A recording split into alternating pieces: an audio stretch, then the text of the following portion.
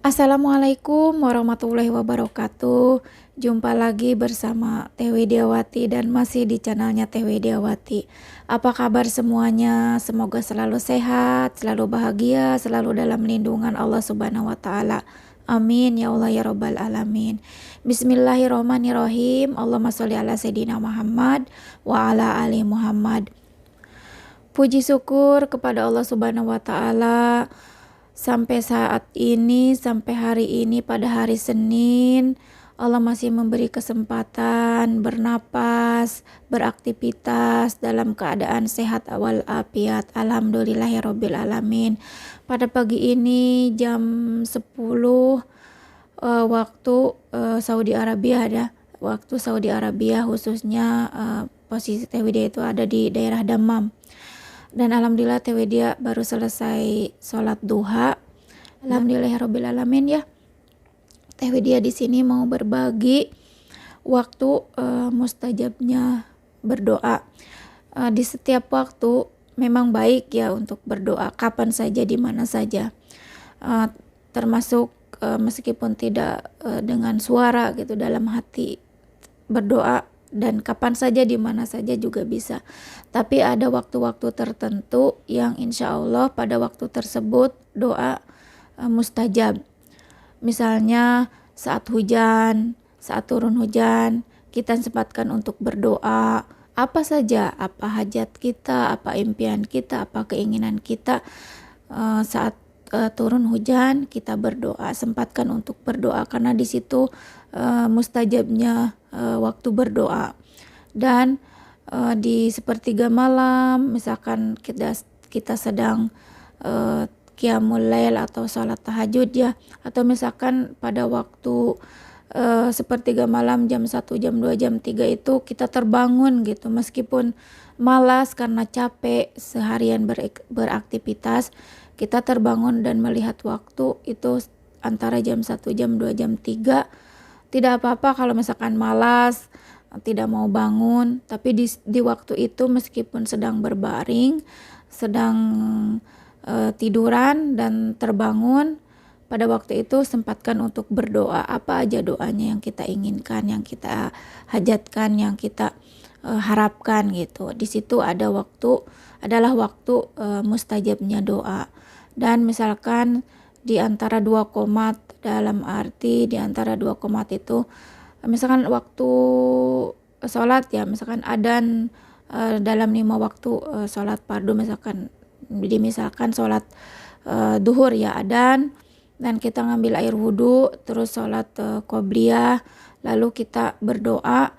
Setelah sholat qobliyah itu sebelum sholat fardunya, nah di situ waktunya mustajab doa gitu. Apalagi setelah sholat asar dan setelah sholat maghrib, di situ ada waktu-waktu yang sangat mustajab.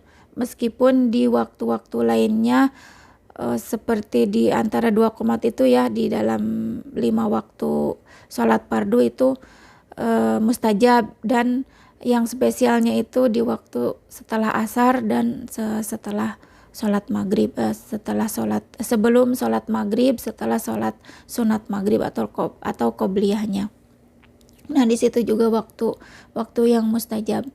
Terus misalkan di hari Jumat itu waktu mustajabnya juga sebelum maghrib atau setelah asar. Nah di situ setelah kita membaca surat Al-Kahf atau surat Yasin, lalu kita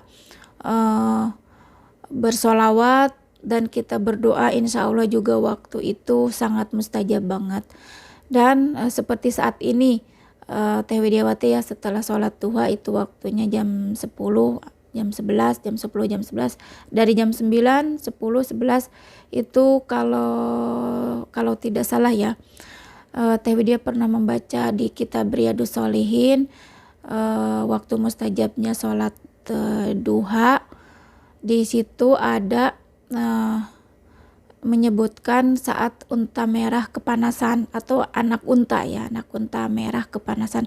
Dalam arti anak unta merah itu masih kecil gitu. Jadi waktunya jam 10, jam 11 itu sangat kepanasan unta tersebut. Nah di situ dalam kitab Riyadhus Shalihin itu Teh Widya membaca bahwa pintu langit itu terbuka saat itu. Nah di situ makanya saat ini Teh Widya sholat duha jam 10.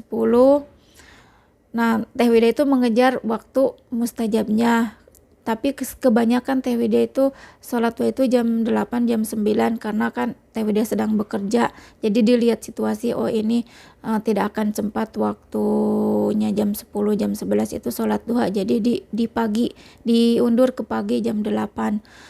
Daripada tidak, mendingan diundur gitu, nanti di waktu-waktu yang misalkan situasinya bagus seperti saat ini jam 10 ada waktu lenggang gitu di aktivitas Teh Widyawati. Jadi Teh Widyawati memilih waktu jam 10 untuk sholat duha karena di situ Teh Widyawati mengejar waktunya mustajab untuk berdoa gitu, karena dalam kitab Riyadhus Shalihin itu jam 10 jam 11 itu dibukakannya pintu langit. Nah Teh Widya itu berdoa jadi tidak terhalang gitu, langsung diangkat ke langit.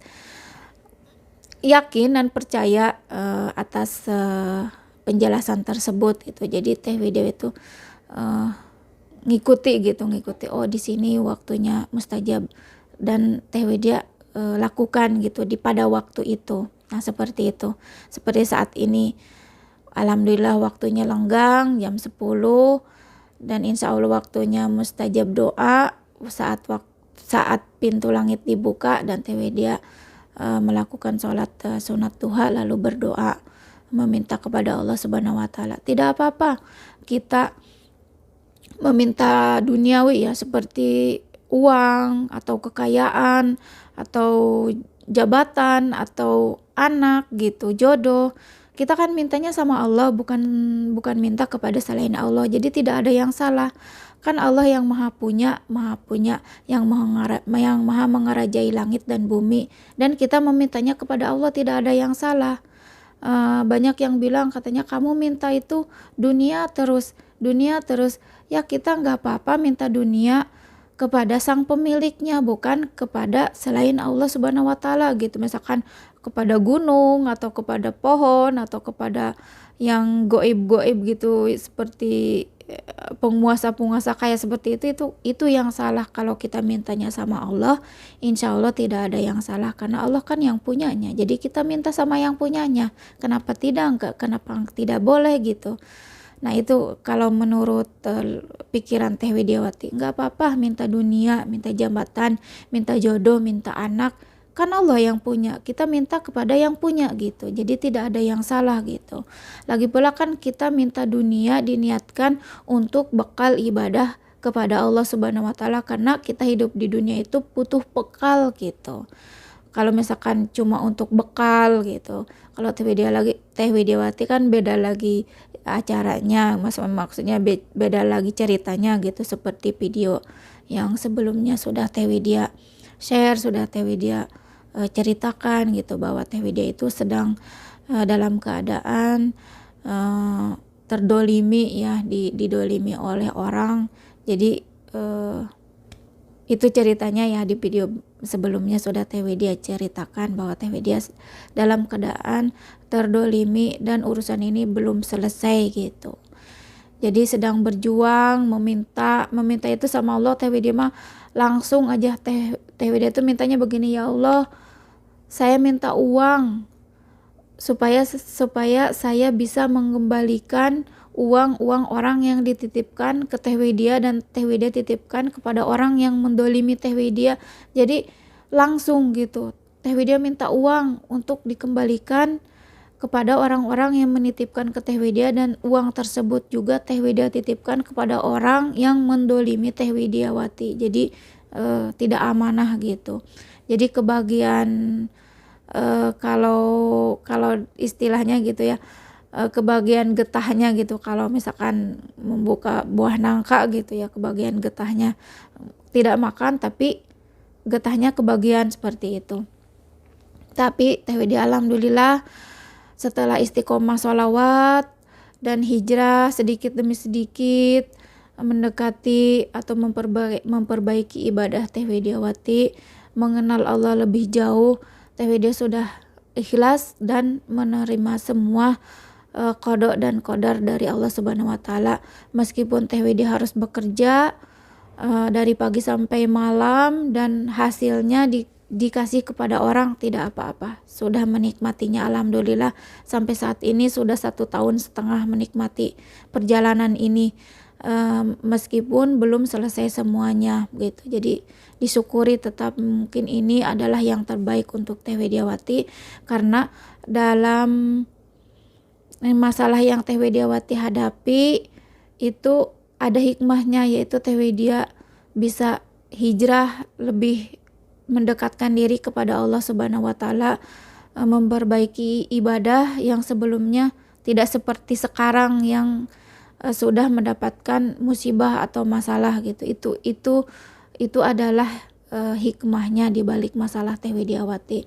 Jadi wa mahyaya wa mamati lillahi rabbil alamin. Jika ini ketetapan dari Allah Subhanahu wa taala, Teh Widiawati terima dengan ikhlas, alhamdulillah rabbil alamin. Karena Teh Widia yakin 100% Allah tidak akan memberi beban kepada Teh Widiawati di luar kemampuan Teh Widiawati. Nah, itu keyakinan Teh Widiawati. Cuman prosesnya kan panjang gitu, jadi harus dijalani gitu prosesnya sampai masalah ini selesai gitu. Karena semua itu kan tidak instan gitu, butuh proses. Nah, Teh Widiawati terdolimi 900 juta dan alhamdulillah sebagian sudah, sebagiannya belum ya. Mungkin ada yang melihat videonya Teh Widiawati yang punya sangkutan dengan Teh Widiawati, mohon maaf sekali, nunggu giliran karena bukan satu persatu sih, karena kan banyak ya, ada 18 orang. Jadi dari hasil kerja Teh Widiawati itu, dari gaji Teh Widiawati dibagi-bagi, jadi nunggu giliran gitu, kebagian gilirannya. Jadi mohon maaf banget, bukan Teh Widiawati tidak tanggung jawab atau menghindar ya. Teh Widiawati sedang berusaha, dan doakan semoga Teh Widiawati selalu dalam kesehatan supaya bisa menyelesaikan semua masalah ini. Dan insya Allah dengan izin Allah, dengan ridho Allah, Teh Widiawati bisa melewati masalah dan musibah ini. Amin ya Allah ya Rabbal Alamin. Nah, bagi kawan-kawan yang punya masalah seperti Teh Widiawati, posisinya seperti Teh Widiawati, atau yang punya impian jabatan, jodoh, anak, atau misalkan keuangan ingin lancar gitu. Nah, pilih waktu-waktu tersebut, waktu-waktu yang mustajab saat berdoa, yaitu saat turun hujan, di sepertiga malam, saat sholat duha antara jam 9 sampai jam 11, saat setelah sholat qobliyah, sebelum sholat pardunya, itu waktunya mustajab. Apalagi di waktu subuh, karena di waktu subuh itu ya, setelah sholat qobliyah subuh lalu kita berdoa, lalu sholat subuh. Nah, di situ sangat banget mustajab. Insya Allah kalau dilakukan waktu-waktu tersebut, insya Allah itu waktunya mustajab doa. Jadi Teh Widiawati ulangi lagi ya, mungkin ada yang kurang. Saat turun hujan, sempatkan untuk berdoa di antara 2 qomat, atau di antara 2 qomat, mungkin ada yang tidak mengertinya apa itu di antara 2 qomat, yaitu setelah sholat qobliyah sebelum sholat pardu, itu adalah di antara 2 qomat. Di waktu sepertiga malam antara jam 1 sampai jam 3. Terus setelah di hari Jumat ya, setelah sholat asar, itu sebelum sholat maghrib juga waktunya mustajab doa. Dan setelah yang paling Teh Widiawati istiqomahkan itu setelah sholat qobliyah subuh, sebelum sholat subuh. Di situ Teh Widiawati sampai sujud nangis gitu ya, sama Allah Subhanahu wa taala, itu meminta gitu, berdoanya itu.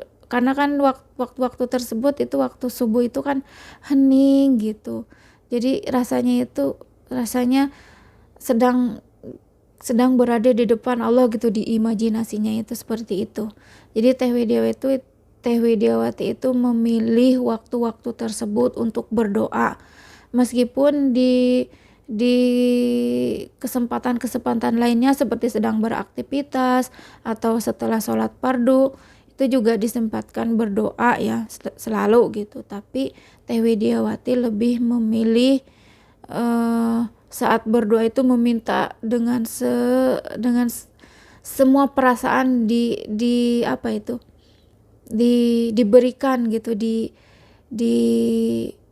dicurahkan gitu pada waktu-waktu tersebut, waktu mustajabnya doa gitu. Nah di waktu-waktu yang Teh Widiawati sudah jelaskan ya, di waktu tersebut itu benar-benar gitu difokuskan gitu, jadi dirilekskan dulu pikiran gitu, sudah lupakan apa pekerjaan atau ini itu, jadi fokus untuk berdoa gitu. Jadi difokuskan banget gitu waktu berdoa di waktu tersebut gitu. Nah itu Teh Widiawati yang lakukan gitu, dan alhamdulillah gitu perlahan-perlahan sudah terasa gitu bahwa doa itu terkabul, meskipun belum semuanya ya, karena kan butuh proses, tidak akan sekaligus gitu. Tidak akan sekaligus bahwa apa yang kita inginkan, apa yang kita harapkan, apa yang kita minta sama Allah itu sekaligus plak gitu, tidak akan. Tapi kalau Teh Widiawati rasakan gitu, itu udah ada gitu, udah banyak yang terkabulkan gitu, meskipun belum semuanya. Kan bisa jadi itu Allah itu kan mencoba dikasih dulu sedikit gitu, nanti dikabulkan dulu ini, apakah masih istiqomah atau lebih dekat atau lebih semangat lagi berdoanya, atau udah kan doanya udah dikabul jadi udah aja gitu, nggak berdoa lagi, bisa jadi seperti itu. Jadi terus istiqomahkan doanya, terus jangan pernah berhenti, udah dikabul, belum dikabul, atau udah dikabul sebagian atau dikabul semuanya, terus jangan pernah berhenti, malah harus lebih semangat lagi. Belum dikabul lebih semangat lagi, sudah dikabul lebih semangat lagi itu. Jadi seperti itu. Jadi jangan karena udah dikabul udah berhenti, atau belum dikabul karena putus asa gitu, jadi aku berdoa terus udah beberapa bulan tapi nggak ada hasilnya, udah malas. Jangan seperti itu. Jadi kita harus istiqomah. Kalau meminta sama Allah itu seperti harus kita belajar dari kucing ya.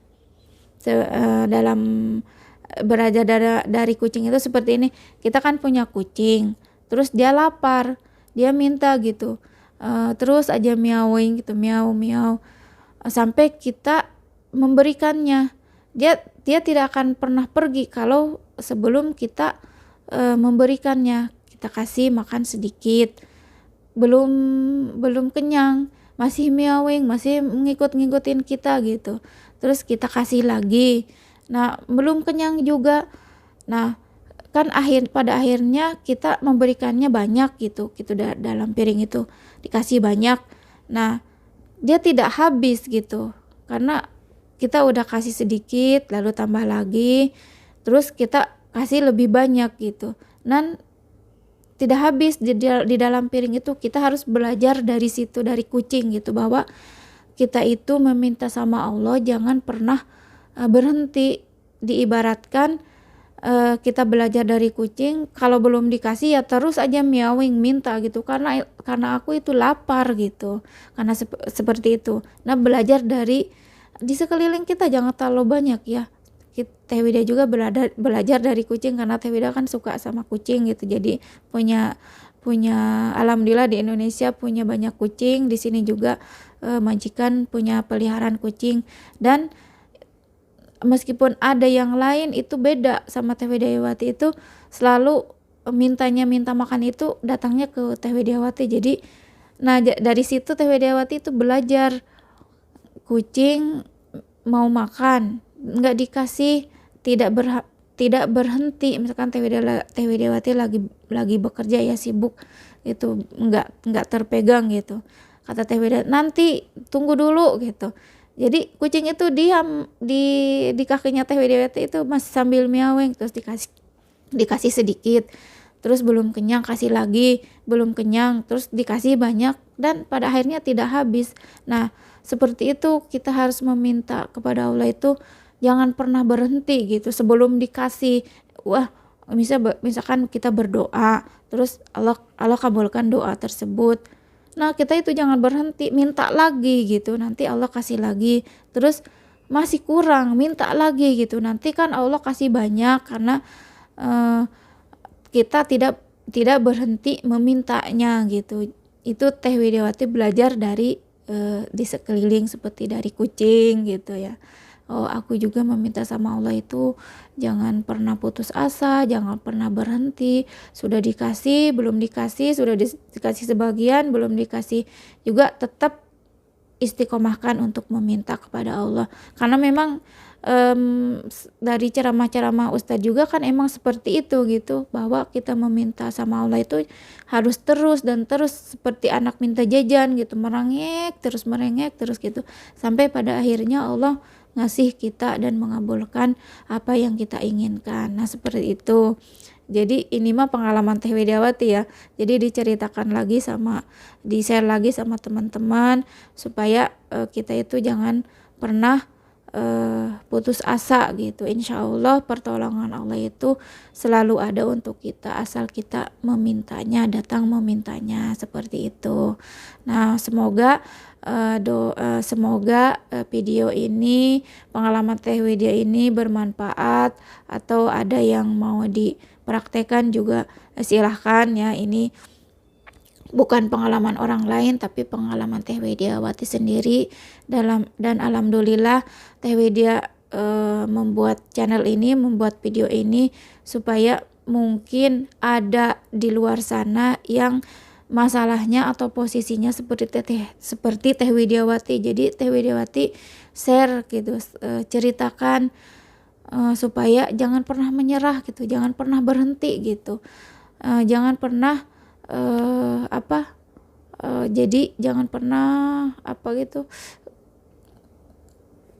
Allah itu jauh dari diri kita gitu. Kita punya masalah, punya kesulitan, kita datangi Allah yang maha memberi solusi dan jalan keluar gitu.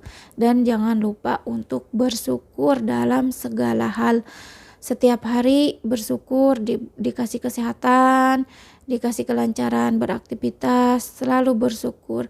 Setiap setelah sholat fardu bersyukur, terus bersyukur. Dan sebelum tidur itu jangan lupa untuk, sebelum kita kan membaca doa tidur ya, sebelum tidur, lalu kita membaca Fatihah, terus An-Nas, Al-Falaq, Kulhu ya, ayat kursi gitu. Lalu kita berterima kasih kepada Allah atas kelancaran pada hari ini, dan kita juga meminta untuk hari esok, untuk diberi kelancaran rezeki atau apapun gitu, pekerjaan atau apapun. Nah, di situ semakin kita banyak bersyukur, insya Allah Allah akan kasih, insya Allah Allah akan jawab, akan kabulkan apa yang kita doakan setiap hari, apa yang kita hajatkan gitu. Insya Allah juga masalah Allah kasih solusi untuk jalan keluarnya. Itu dari Teh Widiawati, saran dari Teh Widiawati. Dan semoga video ini bermanfaat. Sekiranya bermanfaat, dukung channel Teh Widiawati dengan meng-share, meng-subscribe, atau komen ya. Semoga di video berikutnya Teh Widiawati bisa nge-share pengalaman yang lainnya. Oh iya, ada pengalaman Teh Widiawati mau nge-share dalam 1 tahun 6 bulan Teh Widiawati bisa melunasi hutang-hutang gitu. Dan insya Allah di video berikutnya itu insya Allah Teh Widya mau share ya. Semoga dikasih umur, dikasih kesehatan, dan selalu diberi kelancaran. Amin ya Allah ya Rabbal Alamin. Nah, itulah pengalaman Teh Widiawati di video kali ini. Semoga bermanfaat. Tidak lain niatnya Teh Widiawati mau berbagi pengalaman ini supaya Semoga menjadi inspirasi bahwa kita tidak boleh putus asa, dan jangan lupa bersyukur juga, jangan lupa di like, di subscribe, juga komen, dukung channel Teh Widiawati. Dan satu lagi, niat Teh Widiawati itu mau membumikan sholawat supaya orang itu suka, cinta banget dengan sholawat. Teh Widiawati tutup dengan assalamualaikum warahmatullahi wabarakatuh.